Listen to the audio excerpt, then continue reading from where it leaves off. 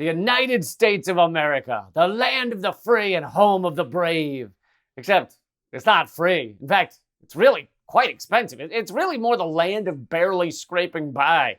But that doesn't look as good on a mug or a beer helmet or the doormat to your double wide. Welcome to the Most Censored News. I'm Lee Camp. New numbers show 64% of Americans are living paycheck to paycheck. That's hundreds of millions of people. And part of the reason for that is because rent, it's too damn high. Whatever happened to that guy? I bet the ruling elite bought him off with an affordable sublet and an in-unit washer and dryer. But he's still not wrong. The rent is too damn high, and house costs are insane as well. You've seen the headlines, right? U.S. rents surge, leaving behind a generation of younger workers. U.S. rents hit a record high for the 17th month in a row. The national median rent now is $1,937. Since March 2021, rents have grown 17.11%, an annual growth rate of nearly 8.56% that increased rents by $283 on a monthly basis. One might assume, if you think about supply and demand, that rents would only go up if people had a lot more money to spend on said rent, right? But that's not the case. So why the hell is this happening if most Americans are struggling to even put food on the table or to have a table to put under their food? Hot tip, you can lay the food on top of the dog cage and use that as the table. One of the main reasons rents keep going up is because no matter how much sellers charge, someone will buy them. Usually rich, mega landlord investors. Investors bought a quarter of all homes sold last year, driving up rents, and those investors often don't care if the homes they're investing in sit empty for a good long while, years maybe even. 16 million homes currently sit vacant across the U.S. In every state across the country, many homes remain empty while hundreds of thousands of Americans face homelessness. That's right, if empty homes were given to homeless people, each homeless person in America could have roughly 20 houses. Literally roughly 20 houses. I know that sounds ridiculous to just give them 20 houses. So, all right, how about just 10? 10. Just each homeless person gets 10 houses. What? I'm negotiating. Okay, each homeless person gets 6 houses, final offer. Of course, 20 is just an average. In some cities, it's even worse. Detroit has the most vacant homes per unhoused person. 116 empty homes per unhoused person. Jesus. Meanwhile, if one of those homeless people builds a nice little, cubby hole out of cardboard boxes, the cops will come and they'll tear it down. Can't have a cardboard box out here. Hell no. Just millions of meaningless empty houses owned by rich ass holier than thou douche canoes. The numbers are jaw-dropping. Wall Street has purchased hundreds of thousands of single-family homes since the Great Recession began. Institutional investors may control 40% of U.S. single-family rental homes by 2030, according to MetLife Investment Management. 40%? Call me simple. Call me antiquated. I don't care. But you see, how it used to work was, if you wanted a house, like the square thing with the windows and the chimney and the dog, if you wanted one of those for you and your family to live in, you bought one for you and your family to live in. And then, drum roll please, you and your family lived in said house. Ha ha! That was it. That was the whole thing. Half the block wasn't made up of empty McMansions a hedge fund was holding onto in the same way someone collects fucking rare stamps or Pez dispensers or authentic ancient Roman porcelain dildos. Nowadays, if you want a neighborhood with people actually living in the homes around you, like a community, you have to live somewhere no investor ever wants to get near. So the most thriving communities in America now are downwind from manure plants and next to the tailings pond of a DuPont petrochemical factory. One of the largest companies buying up all the homes and raising all the rents is Blackstone. Even though they've had some financial trouble as of late, Blackstone is still the biggest property landlord in the country. Here's a report from just last month about Blackstone Group buying up San Diego's affordable housing and hiking up the rent prices. So in this case, they're specifically snatching up what had been affordable housing and then screwing over those who live there.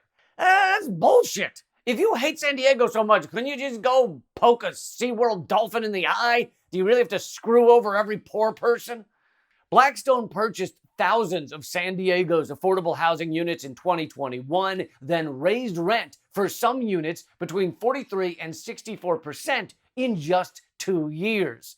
It's tough to overstate how large Blackstone is. As The Guardian reported, you have put money in the pockets of Blackstone's evil villains if you have ever worn Spanx, have ever matched with someone on Bumble, stayed in a Hilton hotel or a Center Parcs resort, visited Legoland, Madame Tussauds, eaten the still-beating heart of a hummingbird, or made sweet love to your cousin's dental hygienist. And sure, I made up the last 2 of those, but the rest are true.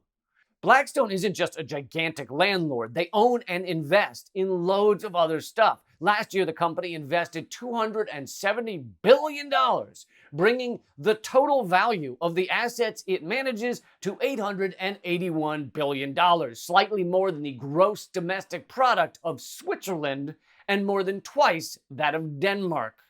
And when you're as large as Blackstone, you of course don't care when people, your tenants, complain. Blackstone owns over 300,000 rental properties across the US, and they've been on a buying spree over the past 3 years. And while they mostly avoided evicting people during the pandemic, starting in August of last year, they unleashed the hounds of hell on anyone who dared to be poor enough to be behind on their rent. Blackstone has initiated a wave of evictions in a number of states. For instance, Blackstone filed over 350 evictions in Florida between August and November of 2022. Well, it's tough to feel bad for someone kicked out of Florida. It's like being kicked out of an insane asylum with flower print wallpaper. Shouldn't you be happy? On top of all the evictions, Blackstone has signaled that they plan to raise rents even higher. And they've been fighting rent control in some states. Blackstone also spent millions of dollars fighting against rent control in California. Blackstone gave over $7 million in 2018 and more than $7 million in 2020 to oppose statewide ballot initiatives that would have limited rent increases. But one country actually did fight back against Blackstone: Denmark. That same country that they're twice as large as. So it really was David versus Goliath, or rather, Oscar versus Goliath, where Oscar just takes Goliath to a pub and drinks him under the table. Denmark passed something that became known as the Blackstone Law. As well as preventing new landlords from raising the rent for 5 years, the legislation also prohibits landlords from offering tenants money to move out. The law targets all landlords, pension funds, and big investors. Wow! Why don't we, in the US, do something like that? Because, and this is important, here in the US, we hate when another country has a good idea. We have a long history of hating and sometimes going to war with countries that have good ideas. If you have universal health care or zero extreme poverty or a sustainable system, then you're goddamn dead to us. You are the worst. I mean, look at China's bullet trains. Great idea. Here's what we do in the United States, just to show China that we're nothing like them. We have the slowest, dirtiest, most explodey trains in the world. Ha ha! Teach you a lesson, China. Who's laughing now? Denmark's law actually has some teeth to stop companies like Blackstone from destroying people's lives. But here in the corporatocracy of America, the best we can hope for is Ro Khanna's bill called the Stop Wall Street Landlords Act of 2022, which, if you look at its title, sounds good. But this bill denies certain tax and other benefits to large investors, whose assets exceed $100 million in a taxable year for investment in single-family housing. It denies such investors a tax deduction for interest paid on a single-family home mortgage, for insuring such homes, and for the depreciation of such homes. All it does is deny these fuckers a tax break. So basically, it changes nothing except we've stopped spending taxpayer money to the richest people in the country so that they can more easily buy up houses and rental properties and jack the prices. And actually, that bill won't even likely get passed. Even just that probably won't happen.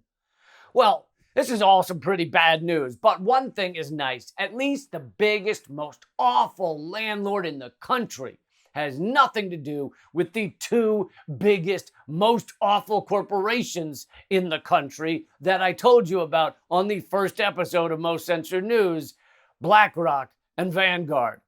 Oh, except BlackRock and Vanguard own Blackstone. God damn it! You really can't get away from these assholes.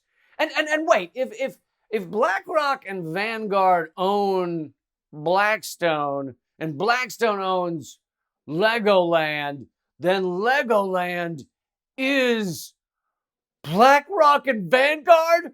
No! You lied to me, Lego Luke Skywalker. You said you hadn't gone over to the dark side. How could you?